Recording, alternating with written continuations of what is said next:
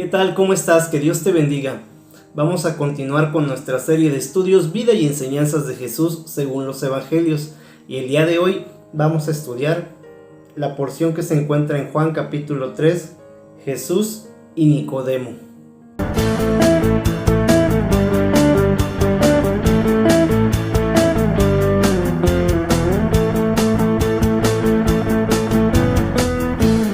Pues muy bien, y dice así en el nombre de Jesús. Había un hombre de los fariseos que se llamaba Nicodemo, un principal entre los judíos. Ya habíamos comentado en videos anteriores que los fariseos eran los religiosos de la época de nuestro Señor Jesucristo, los que vivían en base a las apariencias y en base a las obras. Esos eran los fariseos. Continúa diciendo el 2.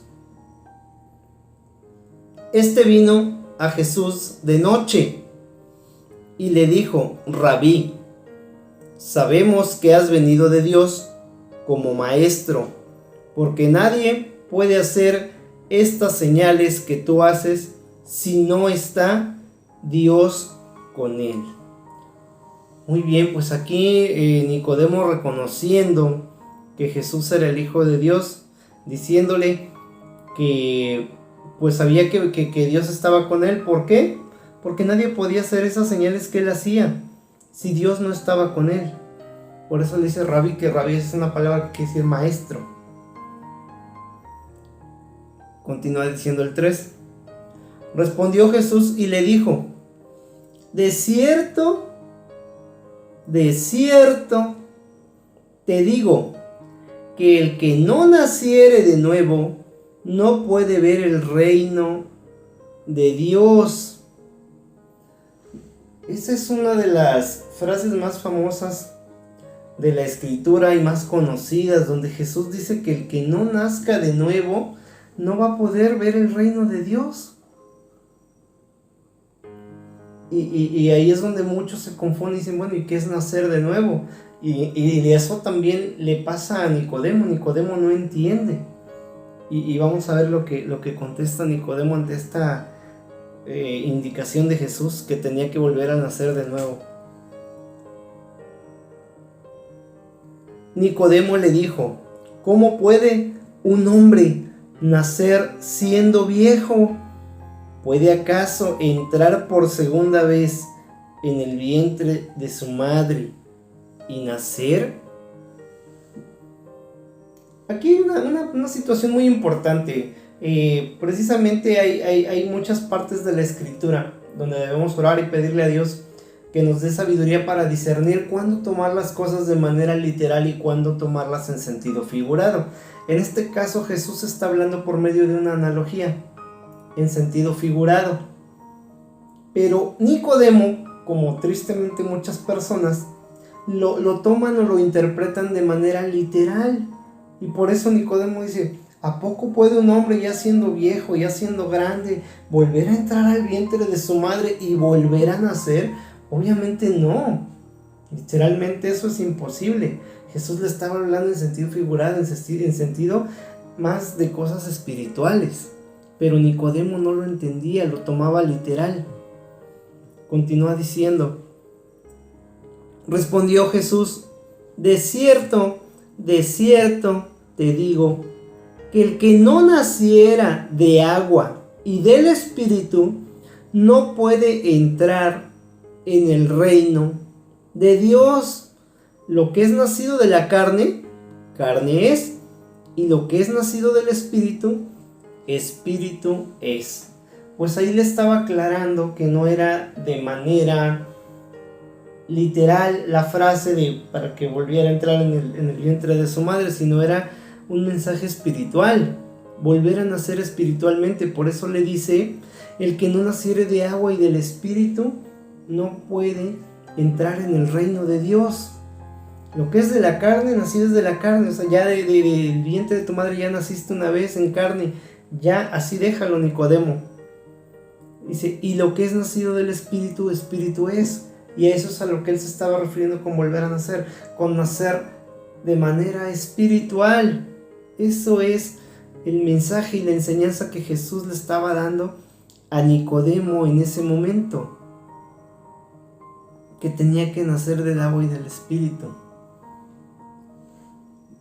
Agua, entendiéndose el bautizo, que es un acto simbólico donde mueres al mundo y vuelves a nacer para Dios, por eso dice volver a nacer. Y aparte del Espíritu nos dice,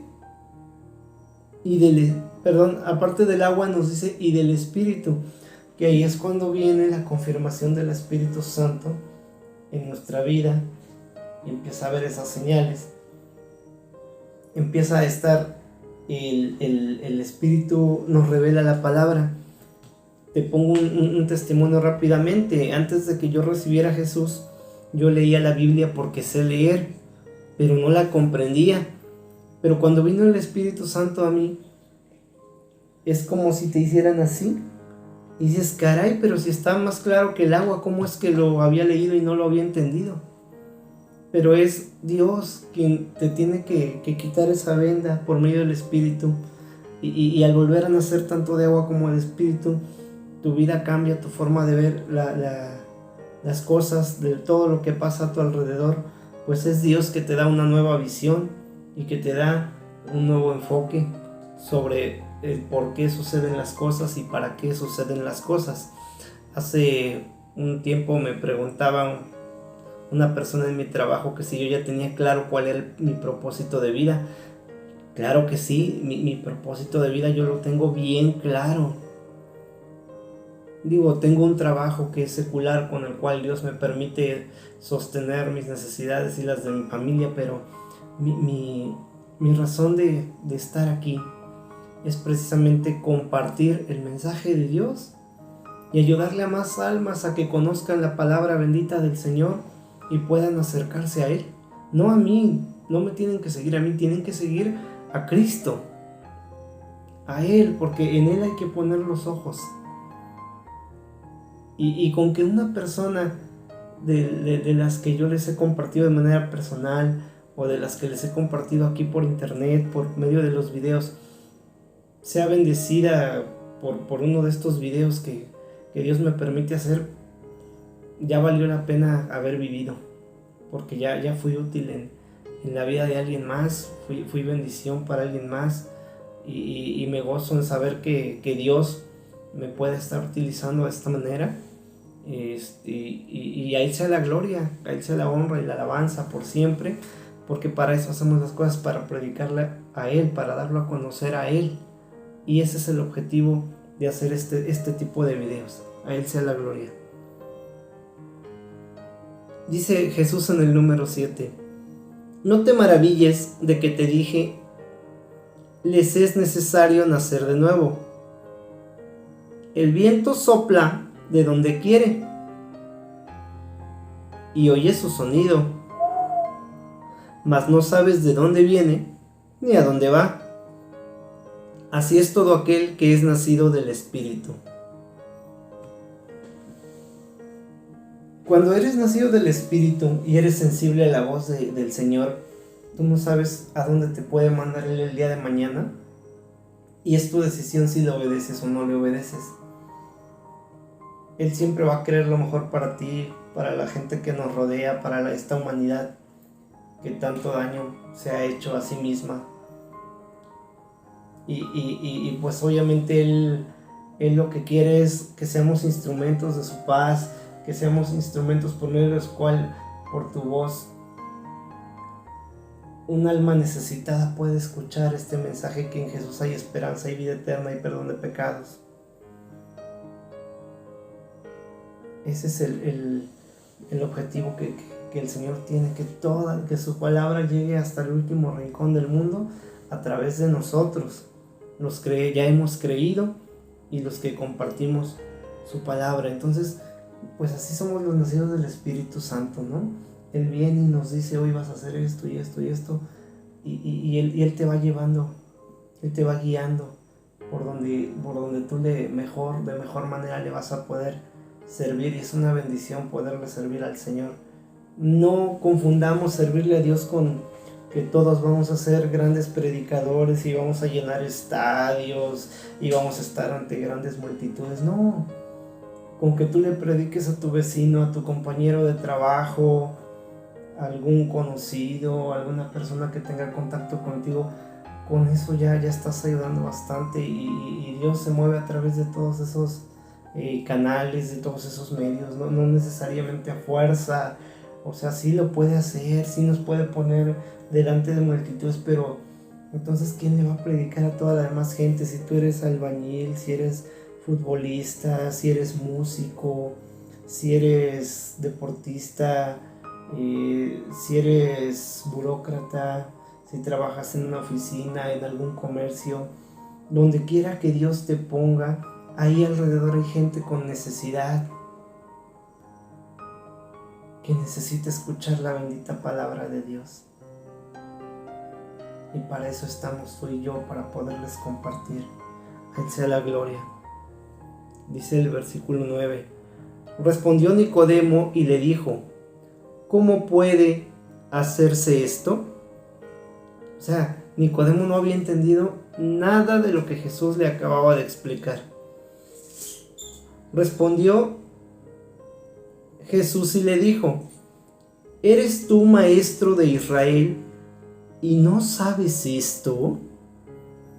De cierto te digo que lo que sabemos hablamos, y lo que hemos visto testificamos, y no recibimos nuestro testimonio. Si te he dicho cosas terrenales y no crees, ¿cómo creerás si te dijere las celestiales? O sea, Nicodemo, no puedes entender esto tan sencillo que te estoy diciendo, y tú eres maestro. Se supone que tú le enseñas las cosas de Dios al pueblo de Israel, y te digo algo tan sencillo como esto y no lo comprendes. Entonces, ¿qué onda contigo, Nicodemo? Y así, tristemente, hay mucha gente que conoce la Biblia, la lee, pero agarra versículos y los saca de contexto y empieza a confundir a la gente.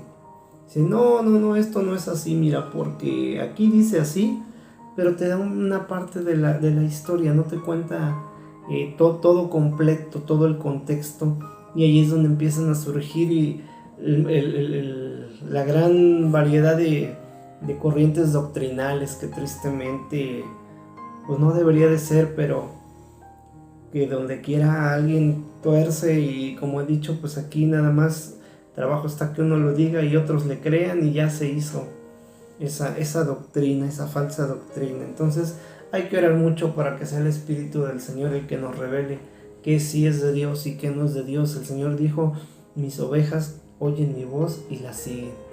Oremos para que el Señor nos guíe y nos libre de confundirnos de falsas doctrinas.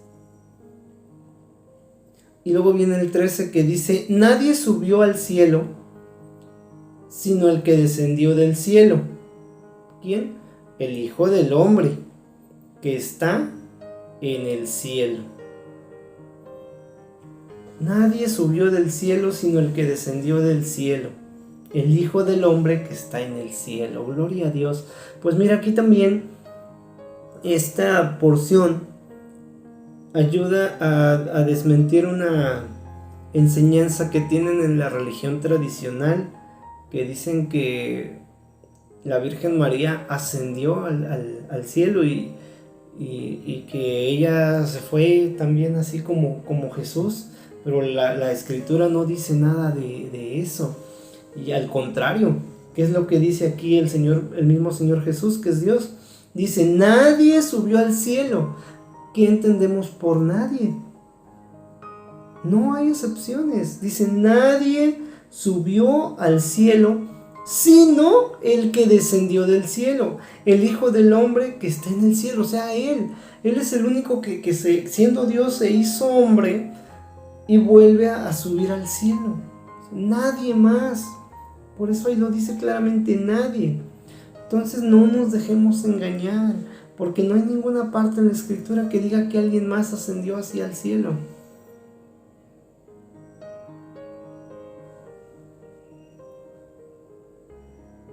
Y luego viene el versículo 14 que dice: y como Moisés levantó la serpiente en el desierto, así es necesario que el Hijo del Hombre sea levantado, para que todo aquel que en él cree no se pierda, mas tenga vida eterna. Gloria a Dios. Te cuento rápidamente. El pueblo de Israel, después de que Dios, utilizando la vida de Moisés, los saca de la esclavitud de Egipto, el pueblo empieza a refunfuñar contra Dios. Entonces Dios los hace dar de vueltas en el desierto durante 40 años para que toda esa generación que habló contra él vaya pereciendo y vaya quedando una nueva generación.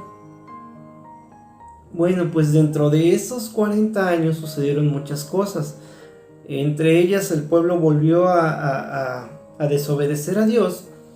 Y entonces empezaron a llegar al campamento muchas serpientes venenosas y mordían a los israelitas y morían. Entonces ellos ya van y: oye, Moisés, pues ya nos arrepentimos y dile a Dios que nos perdone y que ya se lleve esas víboras de aquí, ¿no? Entonces Moisés va y ora con Dios y Dios le dice que haga una serpiente de bronce, me parece. Hacen una serpiente enroscada en un asta y la ponen en medio del campamento. ¿Y cuál era la indicación? Que cada que un israelita fuera mordido por una serpiente, volteara hacia donde estaba la serpiente que había edificado Moisés, y con el simple hecho de voltear a verla, la persona quedaba sana del veneno de la serpiente y no moría. Entonces esa fue la serpiente que Dios le dijo a Moisés que levantara. Entonces ahí el sentido por el cual lo menciona Jesús es que ahora nosotros que estamos en el pecado, con el simple hecho de voltear hacia la cruz de Cristo y ver el sacrificio que Él hizo por nosotros y recibirlo, aceptarlo por fe, también nosotros somos sanados de ese veneno, de esa víbora que es el mundo y que es el diablo. Y Dios nos perdona, nos lava, nos transforma. Y también, así como a los israelitas les prolongaba la vida, pues a nosotros nos da la vida voltear a ver ese sacrificio. Por eso Jesús lo menciona en esa parte. Y así como Moisés levantó la serpiente en el desierto, es necesario que el Hijo del Hombre sea levantado también, sea crucificado, para que todos volteen y vean la cruz y me vean a mí, y entonces acepten ese sacrificio y yo les pueda sanar, dar salud, dar sanidad, dar vida eterna, dar perdón de pecados. Para eso lo hizo. Ahora, no quiero extenderme mucho, pero este versículo de la historia de la serpiente, también la religión tradicional la ocupa para justificar que Dios sí permitía imágenes, porque toda la Biblia está llena, desde Génesis hasta Apocalipsis. Dios nos está diciendo que reprueba la idolatría, el hacer imágenes, el postrarse ante ellas, el adorarlas, el pensar que esas imágenes son un Dios, ya que están hechas de yeso, están hechas de madera o están hechas de metal o de cartón. Entonces, la religión tradicional agarra la historia de la serpiente que se levantó por parte de Moisés por instrucción de Dios y dicen: ahí está, Dios sí permite las imágenes. Pues no, vuelvo a lo mismo, no cuentan la historia completa. ¿Por qué? Porque más adelante el pueblo empieza a querer adorar a esa serpiente milagrosa, porque el pueblo ya estaba cayendo en esa idolatría.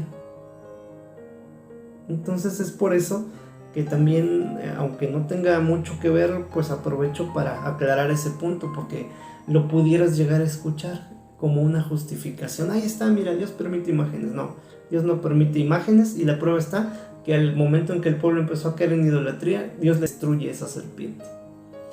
Espero que este mensaje haya sido de bendición para tu vida. Si conoces a alguien que necesita escuchar esta palabra, compártele el mensaje, dale me gusta al video para que sea difundido en la plataforma, compártelo Si no te has suscrito al canal, te invito a que lo hagas. Si ya lo hiciste, Dios te bendiga. Muchísimas gracias por tu apoyo y te espero la siguiente semana. Te recuerdo mi nombre, Alejandro Rodríguez, y subo un video cada semana con la ayuda de Dios. Te espero en la siguiente para seguir juntos conociendo a Jesús. Que Dios te bendiga.